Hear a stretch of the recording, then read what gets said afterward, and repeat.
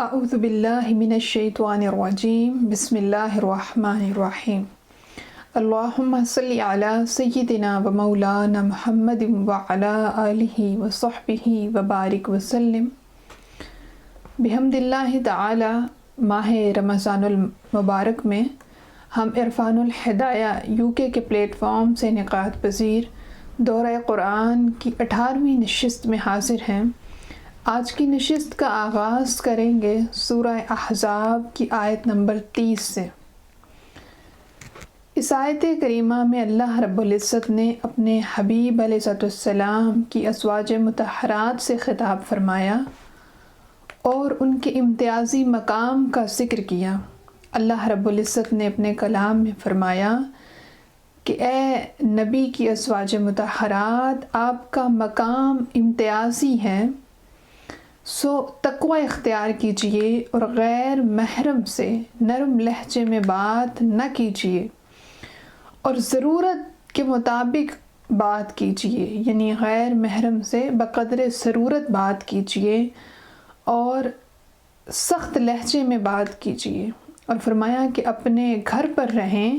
اور زمانہ جاہلیت کی طرح اپنی زیب و زینت کی نمائش مت کیجئے، نماز قائم کریں، زکوٰۃ ادا کرتی رہیں، اللہ اور اللہ کے رسول صلی اللہ علیہ وآلہ وسلم کی اطاعت پر کاربند رہیں، اور جو ایسا کریں گی تو ان کے لیے اللہ رب العزت کی طرف سے دوہرا اجر ہے۔ فرمایا کہ ان کے لیے آخرت میں عزت کی روزی کا اہتمام کیا گیا ہے۔ پھر اگلی آیت کریمہ جو سورہ احزاب کی آیت نمبر 33 ہے، جسے آیت تطہیر بھی کہا جاتا ہے۔ اس آیت کریمہ میں اللہ رب العزت نے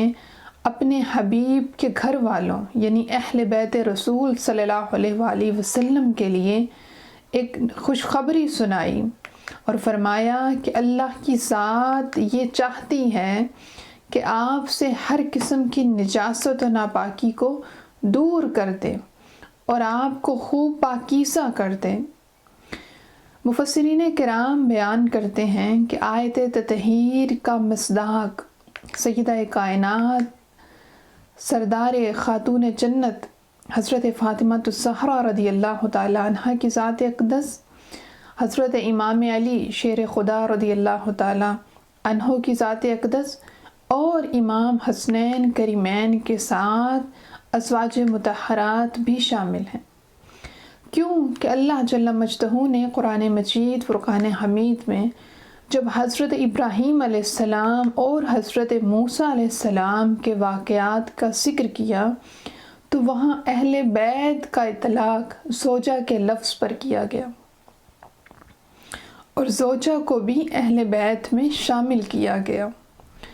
حضرت جابر بن عبداللہ رضی اللہ تعالیٰ عنہ بیان کرتے ہیں کہ میں نے آقا دو جہاں صلی اللہ علیہ وآلہ وسلم کو حج کے موقع پر دیکھا۔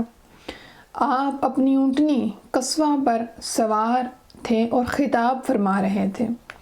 اور آپ نے فرمایا کہ لوگو، میں تمہارے درمیان دو چیزیں چھوڑ کر جا رہا ہوں، اگر تم ان کو مضبوطی سے پکڑے رکھو گے تو کبھی گمراہ نہیں ہوگے۔ اور آقا دو جہاں نے وہ دو جو چیزیں بیان کیں، ان میں ایک کتاب اللہ یعنی اللہ رب العزت کی کتاب قرآن مجید، جبکہ دوسری فرمایا وَعِطْرَتِي، اور میری عطرت یعنی میری اہل بیت، میرے گھرانے والے۔ سو آقا دو جہاں نے فرمایا کہ دو چیزیں، ایک اللہ کی کتاب قرآن مجید اور دوسری میری عطرت میری اہل بیت کو تھام کر رکھنا۔ فرمایا اگر ان دونوں کو تھام کر رکھو گے تو کبھی گمراہی کا شکار نہیں ہوگے، کبھی ہدایت سے نہیں بھٹکو گے، بلکہ اگر ان کو پکڑ کر تھام کر رکھو گے تو ہمیشہ صراط مستقیم پر گامزن رہو گے۔ آقا دو جہاں صلی اللہ علیہ وآلہ وسلم کے لے بالغ حضرت عمر بن ابی سلمہ رضی اللہ تعالیٰ عنہ بیان کرتے ہیں کہ یہ جو آیت تطہیر ہے سورہ احزاب کی آیت نمبر 33، یہ حضرت ام سلمہ رضی اللہ تعالی عنہ کے گھر نازل ہوئی، اور آقا دو جہاں نے حضرت فاطمہ الزہرا امام حسن علیہ السلام اور امام حسین علیہ السلام کو بلایا اور پھر ان تینوں نفوس قدسیہ کو اپنی چادر میں ڈھانپ لیا، جو قملی مبارک آقا دو جہاں اوڑھے ہوئے تھے اس میں ڈھانپ لیا، اور مولا علی شیر خدا آپ کی پشت مبارک کے پیچھے تھے، آپ نے ان کو بھی اپنی چادر مبارک میں ڈھانپ لیا، اور پھر اللہ رب العزت کی بارگاہ میں دعا کی کہ اے میرے پروردگار، یہ میری اہل بیت ہے، تو ان سے ہر قسم کی نجاست کو دور فرما دے۔ آقا دو جہاں صلی اللہ علیہ وآلہ وسلم کی اس حدیث پاک سے پتہ چلا کہ حضور علیہ السلام کی اہل بیت میں حضرت فاطمہ الزہرا، مولا علی شیر خدا، امام حسنین کریمین اور پھر آقا دو جہاں کے ازواج مطہرات شامل ہیں، جن کے شان میں اللہ رب العزت نے یہ آیت تطہیر نازل فرمائی۔ اس کے بعد اللہ رب العزت نے اپنے کلام میں مومن مردوں اور مومن عورتوں کی مشترکہ صفات کا ذکر کیا اور فرمایا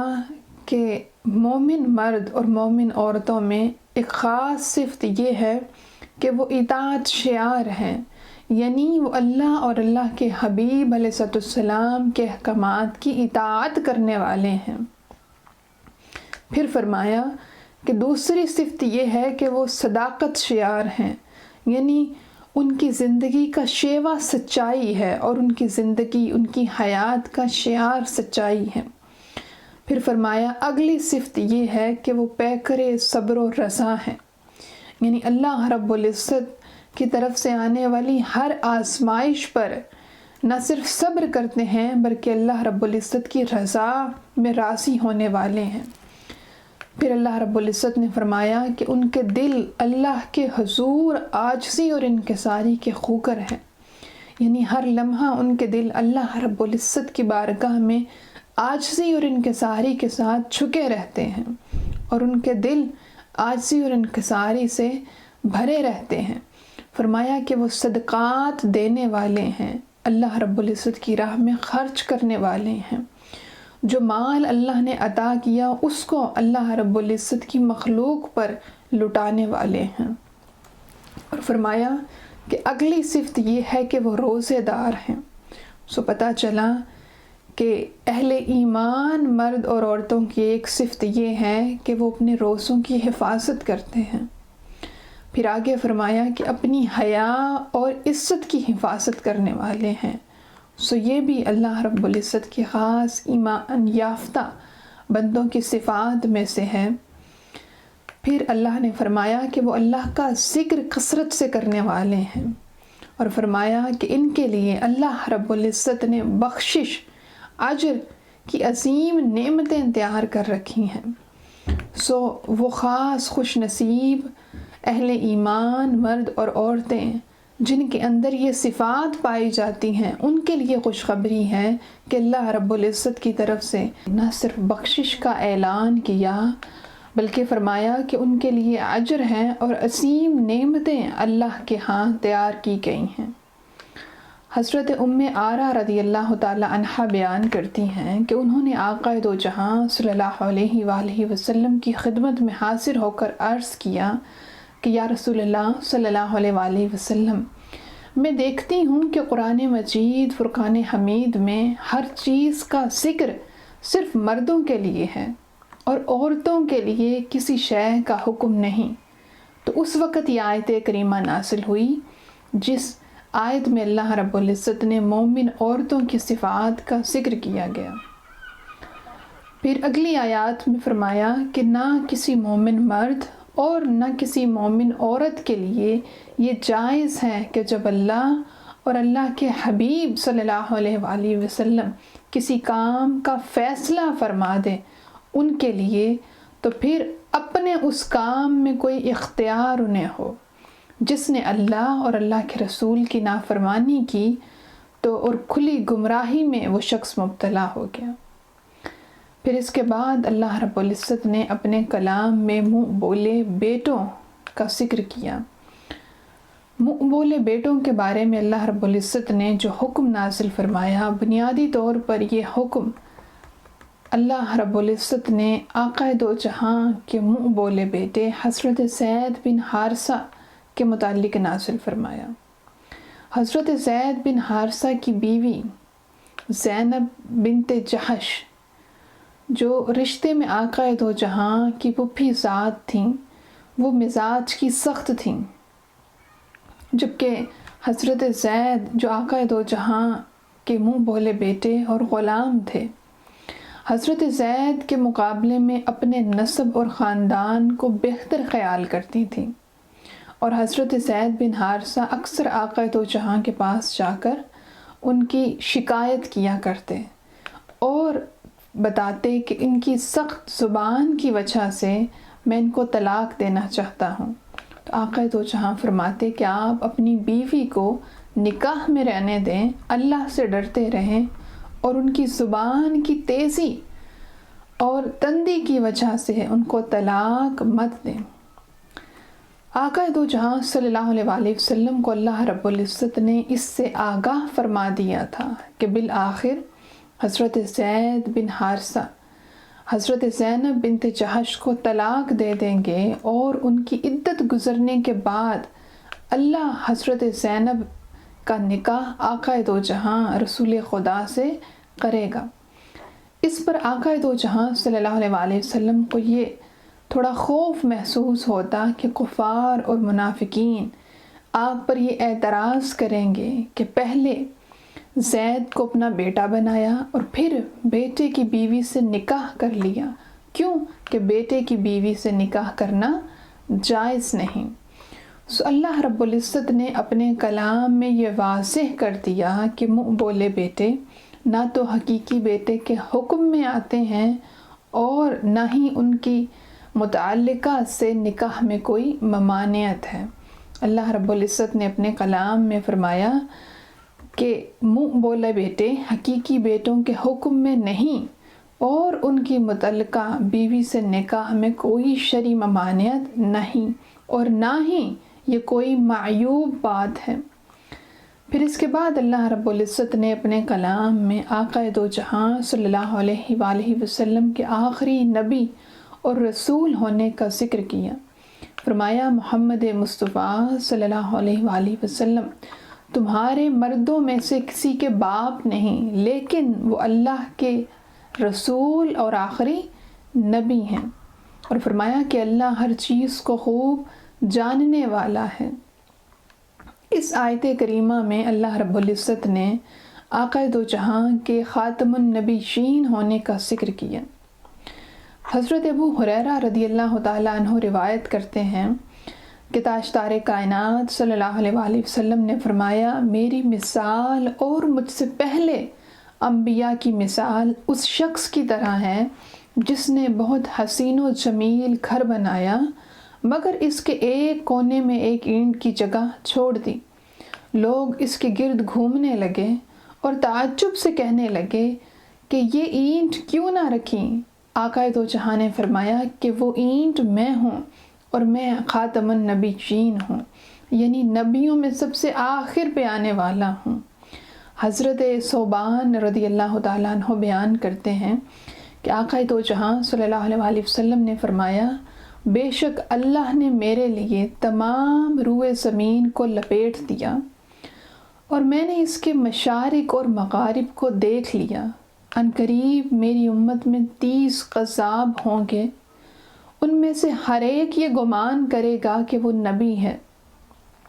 اور فرمایا کہ میں خاتم النبیین ہوں، میرے بعد کوئی نبی نہیں آئے گا۔ اسی طرح حضرت ابو ہریرہ رضی اللہ تعالیٰ عنہ بیان کرتے ہیں کہ آقا دو جہاں صلی اللہ علیہ وآلہ وسلم نے فرمایا مجھے 6 وجوہ سے دیگر انبیاء پر فضیلت دی گئی۔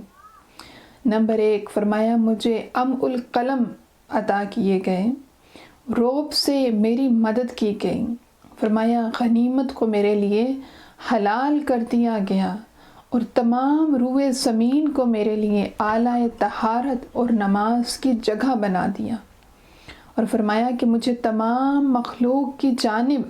نبی بنا کر بھیجا گیا اور مجھ پر نبوت کو ختم کیا گیا۔ پھر اس کے بعد اگلی آیت میں اللہ رب العزت نے فرمایا کہ اے ایمان والو، اللہ کو بہت یاد کیا کرو،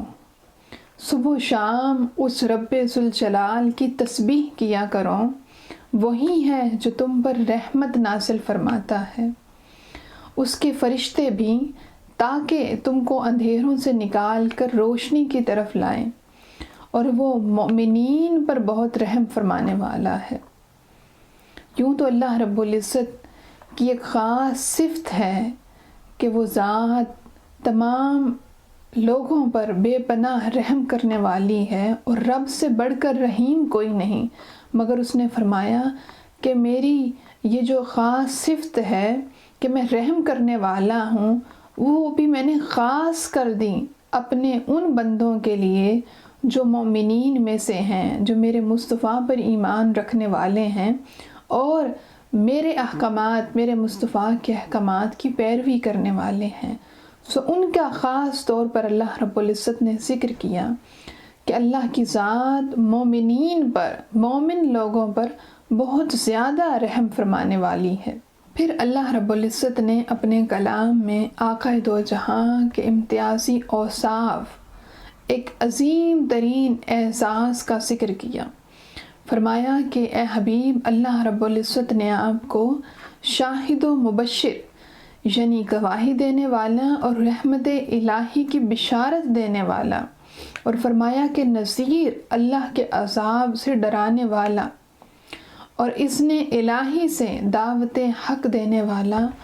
اور سراج منیر یعنی روشن کرنے والا آفتاب بنا کر بھیجا ہے۔ حضرت جبیر بن معطم رضی اللہ تعالیٰ عنہ بیان کرتے ہیں کہ آقا دو جہاں صلی اللہ علیہ وآلہ وسلم نے فرمایا، میرے 5 نام ہیں، 5 اسماء ہیں۔ فرمایا میں محمد ہوں، میں احمد ہوں، میں ماہی ہوں، اور فرمایا کہ میرے سبب سے کفر کو مٹایا جائے گا، اور میں حاشر ہوں، یعنی سب میرے قدموں میں جمع کیے جائیں گے، اور میرے قدموں میں سب لوگوں کا حشر ہوگا، اور فرمایا کہ میں عاقب ہوں۔ اس کے بعد اللہ رب العزت نے اپنے کلام میں آقا دو جہاں کی خدمت اقدس میں حاضر ہونے کے آداب سکھائیں۔ اللہ رب العزت نے فرمایا کہ جب اپنے نبی یعنی میرے حبیب کے گھر میں داخل ہو تو پھر سب سے پہلے اجازت طلب کرو، یعنی بلا اجازت، بغیر اجازت داخلے سے منع فرمایا، اور فرمایا کہ اگر دعوت طعام ہو تو کھانا کھا کر منتشر ہو جاؤ۔ حدیث پاک میں آتا ہے کہ صحابہ کرام جب کبھی آقا دو جہاں کے در دولت پر حاضر ہوتے تو ان کا معمول یہ تھا کہ وہ کھانے کے بعد بیٹھے رہتے، آقا دو جہاں کی زیارت کرنا، آقا دو جہاں سے علم حاصل کرنا، اور آقا دو جہاں کی بارگاہ میں آپ کی مجلس میں رہنے کا کیونکہ شوق ہوتا تو صحابہ اٹھ کر نہ جاتے، بیٹھے رہتے۔ اللہ رب العزت نے یہ حکم نازل کیا کہ جب کھانا کھا چکو تو منتشر ہو جاؤ، کیونکہ بیٹھے رہنے سے میرے حبیب کے آرام میں خلل واقع ہوتا ہے۔ پھر اللہ رب العزت نے آگے فرمایا کہ نبی کی ازواج سے جب کوئی چیز مانگنی ہو، یعنی امہات المؤمنین سے اگر کچھ چاہیے ہو، کوئی سوال ہو تو پردے کے پیچھے سے مانگو، یعنی پردے کا، حجاب کا حکم یہاں دیا، اور فرمایا کہ آقا دو جہاں کی ازواج مطہرات سے آپ کی رحلت کے بعد، یعنی آپ کے ظاہری وصال کے بعد دائمی طور پر مسلمانوں کا نکاح ممنوع ہے، اور اپنے کسی بھی عمل سے اللہ اور اللہ کے رسول صلی اللہ علیہ وآلہ وسلم کو ایذا یعنی تکلیف نہ پہنچاؤ۔ حضرت انس رضی اللہ تعالیٰ عنہ بیان کرتے ہیں کہ حضرت عمر فاروق نے فرمایا کہ یا رسول اللہ صلی اللہ علیہ وآلہ وسلم، آپ کے پاس ہر طرح کے لوگ آتے ہیں، یعنی ان میں نیک بھی ہیں اور منافقین بھی، کیونکہ اسی بستی میں رہتے، چلتے رہتے اور استہزاء کے لیے بھی حاضر ہوتے۔ عرض کی کہ یا رسول اللہ، آپ کے پاس ہر طرح کے لوگ آتے ہیں، کاش امہات المؤمنین کو حجاب میں رہنے کا حکم دے دیا جائے، حکم مل جائے. سو اللہ رب العزت نے یہ آیت حجاب، یہ جو حجاب کا حکم ہے تب نازل کیا. اس کے بعد اللہ رب العزت کے کلام میں بڑی معروف آیت کریمہ سورہ احزاب کی آیت نمبر 56، جس میں اللہ رب العزت نے ایمان والوں کو درود السلام کا حکم دیا. اللہ رب العزت نے فرمایا کہ ان اللہ وملائکتہ یصلون علی النبی یا ایہا الذین آمنوا صلوا علیہ وسلموا تسلیما، کہ بے شک اللہ کی ذات اور اللہ کے فرشتے اپنے حبیب پر درود و سلام پڑھتے ہیں، درود پڑھتے ہیں. اے ایمان والو تم بھی مصطفیٰ کی ذات پر درود و سلام بھیجا کرو. اللہ رب العزت نے یہاں پر جب اپنے حبیب پر درود و سلام کا حکم دیا تو اس ذات نے پہلے اس حکم کی اہمیت بتائی کہ یہ حکم میرے دیگر احکامات کی طرح نہیں، بلکہ یہاں میں پہلے اپنی سنت کا ذکر کر رہا ہوں کہ میں بھی اور میرے فرشتے بھی اپنے حبیب پر درود پڑھتے ہیں. سو اب ایمان والوں تمہیں بھی دعوت ہے اور حکم دیا جاتا ہے کہ تم بھی میرے مصطفیٰ پر درود پڑھا کرو اور میرے حبیب پر سلام بھیجا کرو. آقا دو جہاں صلی اللہ علیہ وآلہ وسلم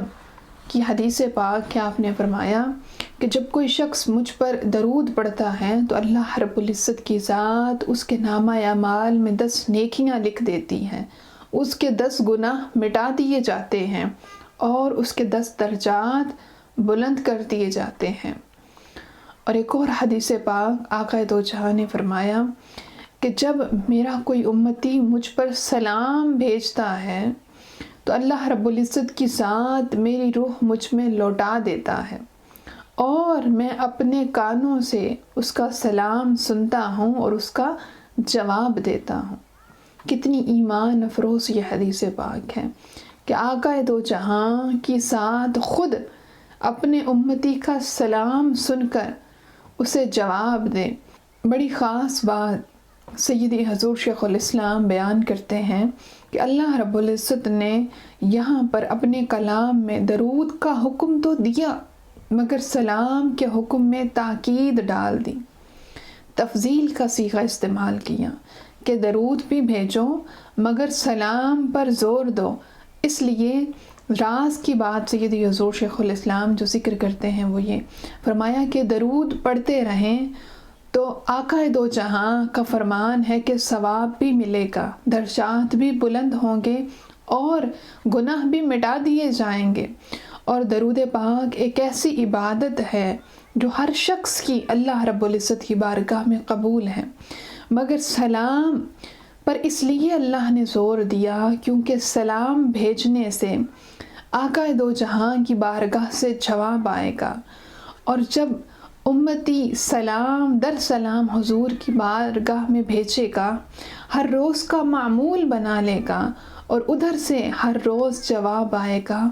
تو پھر امتی اور آقا کے درمیان تعلق مضبوط ہوگا. سو راز یہ ہے کہ اللہ نے سلام پر فوکس کروایا کہ درود بھی پڑھو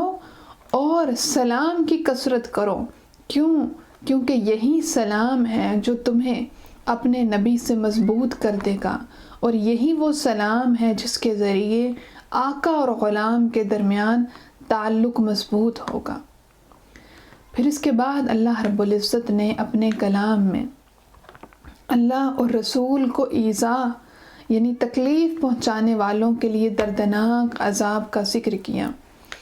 کہ ایسے لوگ جو اللہ اور اللہ کے رسول کو ایذا پہنچائیں، تکلیف پہنچائیں، ان کے لیے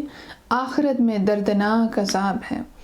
مفسرین کرام بیان کرتے ہیں کہ ایذا رسائی، ایذا پہنچانا، تکلیف پہنچانا، اس سے مراد ایسے افعال کرنا، ایسے اعمال سر انجام دینا جو اللہ اور اللہ کے حبیب کو ناپسند ہوں، یعنی اللہ اور اللہ کے رسول کے احکامات کی خلاف ورزی کرنا بھی اس میں شامل ہے. پھر اللہ رب العزت نے مومن عورتوں کو پردے کا حکم دیا اور فرمایا قرآن میں کہ اے حبیب اپنی ازواج اپنی بیٹیوں اور مسلمانوں کی عورتوں کو حکم دیجئے کہ وہ گھر سے نکلتے وقت اپنی چادروں کا کچھ حصہ اپنے اوپر ڈال لیا کرے، یعنی ایسی چادر اوڑھنا جس سے کامل ستر حاصل ہو جائے، مکمل طور پر انسان چھپ جائے، عورت چھپ جائے۔ فرمایا کہ ایسی چادر اپنے اوپر ڈال لیں۔ پھر اللہ رب العزت نے اگلی آیات میں فرمایا کہ منافقین اور فاسقین جن کے دل عداوت مصطفیٰ میں آگے بڑھ چکے ہیں، یعنی جن کے دلوں کا روگ یہ ہے، مصطفیٰ کی عداوت ہے اور مدینے میں جھوٹی افواہیں پھیلانے والے ہیں، ان کو خبردار کیا کہ اگر وہ اپنی حرکتوں سے باز نہ آئے تو انہیں مدینے میں رہنے نہیں دیا جائے گا، اور فرمایا کہ یہ لوگ لعنتی ہیں اور جہاں بھی انہیں پایا جائے انہیں چن چن کر قتل کیا جائے۔ پھر اللہ رب العزت نے فسق و فجور اور گمراہی کو اختیار کرنے والوں کا ذکر کیا کہ ایسے لوگ جو فسق و فجور اور گمراہی کو اختیار کرنے والے ہیں اور ان کے لیڈر، فرمایا قیامت کے دن ایک دوسرے کے خلاف وہ گواہ بن جائیں گے۔ پھر اللہ رب العزت نے اہل ایمان کا ذکر کیا اور اہل ایمان کو تقوی اختیار کرنے، سیدھی اور کھری بات کرنے اور اپنے اعمال کو درست رکھنے کا حکم دیا، اور فرمایا کہ اعمال کی جزا گناہوں کی مغفرت ہے اور یہی بڑی کامیابی ہے۔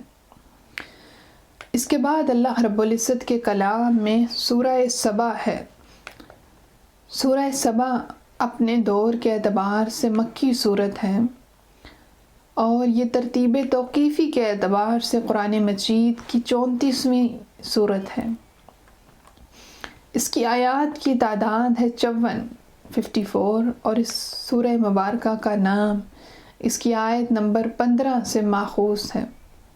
اس سورہ مبارکہ کے آغاز میں اللہ رب العزت نے اپنی حمد بیان کی، اپنے علیم اور خبیر ہونے کا ذکر کیا، اور پھر دشمنان رسول کے لیے عبرتناک عذاب کی وعید کا ذکر کیا۔ اس کے بعد اللہ رب العزت نے حضرت داؤد علیہ السلام کے معجزات کا ذکر کیا، فرمایا کہ انہیں فضیلت عطا کی پہاڑوں پر، پرندوں پر، کہ وہ ان کے ساتھ تسبیح کیا کرتے، لوہے کو ان کے لیے نرم کیا، وہ اس سے زرہیں بناتے اور باندھنے کے لیے ان میں کڑیاں ڈالتے۔ پھر اس کے بعد اللہ رب العزت نے اپنے کلام میں حضرت سلیمان علیہ السلام کے حکم سے جنات تعمیرات میں مصروف تھے، اس عمل کا ذکر کیا، اور پھر حضرت سلیمان علیہ السلام ایک کرسٹل کیبن میں تشریف لے گئے اور وہاں قضائے الہی سے اللہ رب العزت کے حکم سے ان کی وفات ہو گئی، مگر جنات کو ان کی وفات کا احساس نہ ہوا، اور جنات کو ان کی وفات کا احساس تب ہوا جب وہ عصا جس سے حضرت سلیمان علیہ السلام ٹیک لگائے ہوئے تھے، دیمن اس کو چاٹ گئی اور وہ عصا گر پڑا اور پھر وہ زمین پر گر گئے۔ اس وقت جنات کو یہ پتہ چلا کہ حضرت سلیمان علیہ السلام کا وصال ہو چکا ہے،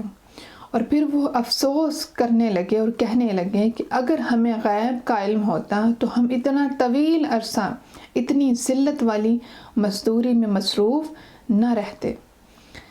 شاید مفسرین کرام ذکر کرتے ہیں کہ یہ وہی ہیکل عثمانی ہے جس کے آثار کی تلاش میں یہود وقتاً فوقتاً بیت المقدس کی عمارت کو گرانے کی مسموم کوشش کرتے رہتے ہیں۔ یہاں ایک اور بڑی خاص بات کا بھی پتہ چلتا ہے کہ اموات انبیاء کے جسموں پر کوئی طبی اثرات مرتب نہیں کرتے۔ یہی وجہ ہے کہ جنات کو حضرت سلیمان علیہ السلام کی وفات کا علم نہ ہو سکا۔ اس کے بعد اللہ رب العزت نے اپنے کلام میں ملکہ سبا کے باغات کا ذکر کیا اور تیز و تند قسم کی ہوائیں اور سیلاب کی تباہ کاریوں کا ذکر کیا۔ پھر اللہ رب العزت نے مشرکین کے باطل معبودوں کی بے بسی کا ذکر کیا اور فرمایا کہ اللہ کے حضور اس کے اذن کے بغیر کسی کو مجال شفاعت نہیں ہوگی۔ اگلے مضمون میں اللہ رب العزت نے آقائے دو جہاں کی رسالت عامہ کا ذکر کیا اور فرمایا کہ اے حبیب آپ کی دعوت پورے عالم انسانیت کے لیے تھی، اور یہ سارا عالم انسانیت آپ کی امت دعوت ہے،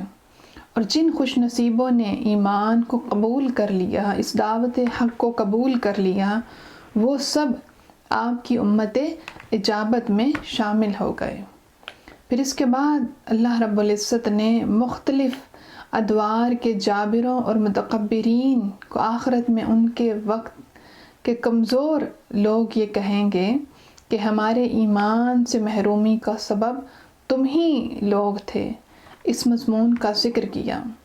اور فرمایا کہ گزشتہ امتوں کے خوشحال لوگ مال و دولت کی فراوانی کو اللہ کے ہاں اپنی مقبولیت کی دلیل سمجھتے ہیں۔ اللہ رب العزت نے فرمایا کہ اس کا قرب مال و دولت کی فراوانی سے نہیں ملتا، بلکہ ایمان اور اعمال صالح سے نصیب ہوتا ہے، اور فرمایا کہ رزق کی کشادگی یا تنگی کا تعلق کسی کی فضیلت یا بے توقیری سے ہرگز نہیں، بلکہ یہ تو اللہ رب العزت کی حکمت ہے کہ وہ کبھی اپنی نعمتوں کو فراوانی کے ساتھ عطا کرتا ہے اور کبھی ابتلاء و آزمائش کے دور سے گزارتا ہے۔ پھر اس کے بعد اللہ رب العزت کے کلام میں سورہ فاطر ہے۔ یہ سورہ مبارکہ مکی صورت ہے اور اس کی آیات کی تعداد 45 ہے۔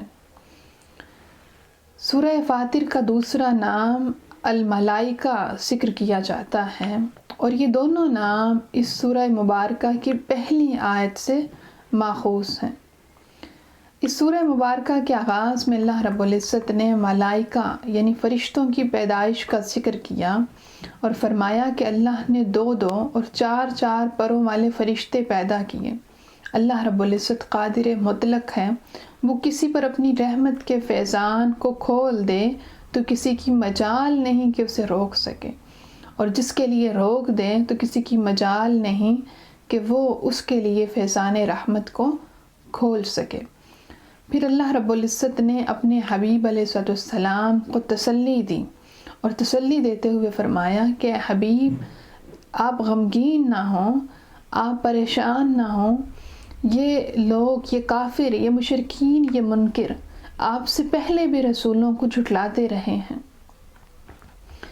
اس کے بعد اللہ رب العزت نے اپنے کلام میں ایک بار پھر قدرت الہی کا ذکر کیا اور فرمایا کہ بارش کا نظام، اس میں غور و فکر کرو، انسان کے جوہر تخلیقی پر غور کرو تاکہ سرکشی کا شکار نہ ہو سکو، اور فرمایا کہ وہ مادہ کے پیٹ میں حمل کو بھی جانتا ہے اور یہ بھی جانتا ہے کہ کس کی عمر میں درازی ہے اور کس کی عمر کم ہے، اور فرمایا کہ ہر شے اللہ کی کتاب تقدیر میں پہلے سے لکھی ہوئی ہے۔ پھر فرمایا کہ میٹھے اور کھارے پانی کے سمندر برابر نہیں ہوتے، لیکن سب سمندروں سے تمہیں مچھلی کا تازہ گوشت ملتا ہے اور تم ان سے پہننے کے زیور نکالتے ہو، اور کشتیاں پانی کو چیرتی ہوئی چلتی چلی جاتی ہیں۔ فرمایا نظام لیل و نہار میں اور شمس و قمر سب اسی کے احکام کتابیں ہیں۔ سو اللہ رب العزت نے ایک بار پھر اپنی قدرت کے مختلف مظاہر کا ذکر کیا، غور و فکر کی دعوت دی تاکہ انسان غور و فکر کے بعد ہدایت کو قبول کر سکے۔ پھر اللہ رب العزت نے فرمایا کہ کوئی بوجھ اٹھانے والا کسی دوسرے کا بوجھ نہیں اٹھائے گا، یعنی بروز حشر ہر ایک کو اپنے عمل کا جواب دینا ہوگا۔ جو تزکیہ اختیار کرے گا، تقوی اختیار کرے گا، اس کا فائدہ بھی اسی کو ہوگا۔ اور فرمایا کہ اندھا، بینا، ظلمت و نور، سایہ اور دھوپ، زندہ و مردہ لوگ برابر نہیں ہو سکتے۔ یہاں اللہ رب العزت نے کفر اور منکرین کو اندھے، ظلمت اور دھوپ سے تعبیر کیا، تشبیہ دی، جبکہ اہل ایمان کو بینا، نور، سایہ اور زندوں سے تشبیہ دی۔ پھر اللہ رب العزت نے ان آیات میں یہ بھی بیان کیا کہ حجت الہیہ قائم کرنے کے لیے ہر قوم کی طرف روشن اور خوشخبری سنانے والے اور ڈر سنانے والے رسول بھیجے، الہامی کتابیں بھیجیں، لیکن ہر دور میں پیغام حق کو جھٹلانے والے موجود رہے۔ پھر اس کے بعد اللہ رب العزت نے اپنے کلام میں علماء ربانین کا ذکر کیا اور فرمایا کہ یہ وہ لوگ ہیں، نیک صالح لوگ جن کے دل خشیت الہی سے بھرے رہتے ہیں، یعنی اللہ کی ذات کا ڈر جن کے دلوں میں ہوتا ہے۔ اور فرمایا کہ اللہ نے اپنے نیک بندوں اور برگزیدہ اور چنیدہ بندوں کو نیکی میں سبقت لینے والا ذکر کیا، اور جنت کی نعمتیں ایسے ہی لوگوں کے لیے خاص کر دی گئی ہیں۔ فرمایا یہ جنت کی نعمتیں اللہ رب العزت نے اپنے عباد الصالحین یعنی نیک بندوں کے لیے تیار کر رکھی ہیں۔ پھر اس کے بعد اللہ رب العزت نے اپنے کلام میں فرمایا کہ اگر اللہ لوگوں کی بدعمالیوں کی وجہ سے ان کی گرفت فرماتا تو روئے زمین پر کسی جاندار کو زندہ نہ چھوڑتا، لیکن وہ ایک مقررہ وقت تک انہیں ڈھیل دے رہا ہے، بس جب ان کا وقت آ جائے گا تو اللہ اپنے بندوں کو خوب دیکھ لے گا۔ اس کے ساتھ ہی آج کی نشست مکمل ہوئی۔ اس دعا کے ساتھ اجازت چاہوں گی کہ رب ذوالجلال تو ہمیں اپنے خاص بندوں عباد الصالحین میں شامل فرما، اور تقوی کو ہماری زندگیوں کا اوڑھنا بچھونا بنا دے۔ ہمیں کثرت سے اپنے حبیب کی ذات پر درود و سلام پڑھنے والا بنا دے، اور ہمارا تعلق اپنے نبی کے ساتھ مضبوط کرنے کی ہمیں توفیق عطا فرما۔